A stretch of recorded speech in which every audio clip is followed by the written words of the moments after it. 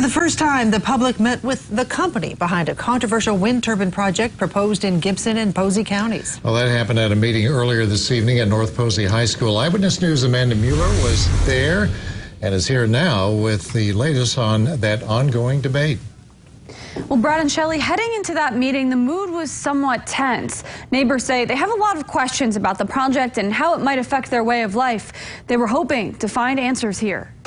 We're happy that E.ON is finally engaging the community. Local grassroots group Poco Wind has some questions for E.ON Energy as plans for wind turbines in Posey and Gibson counties move forward. We've brought down 5 experts to talk about the concerns that we've been hearing across the county. Poco Wind questions the effects of shadow flicker, noise disturbances, setback distance, and health concerns related to the turbines, and has recently hit the streets with this replica. So we put this together really to give people an idea of the scale and the size of these turbines. Much of the unease comes from neighbors of those who have signed on to the project. Everyone wants to see where the turbine locations would potentially go. Because where they go can determine turbine height and other measurements that can affect those neighbors. We're about 3 to 4 months off of that.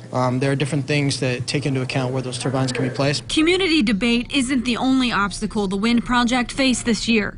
An unusually wet spring hasn't helped. It's been a horrible year for farmers, so I've been really just trying to leave them alone and come back to this when they have more time. But besides neighbors and E.ON employees, there is a third group of people who say they showed up for mostly personal reasons. I'm here for my 10-year-old granddaughter, Jude Cook, because it's her future I worry about. We just have to go to renewables. I spoke with one of the members of Poco Wind after that meeting. They told me they were disappointed that that much of the presentation centered on noise, and they still have some questions. Amanda Mueller, Eyewitness News.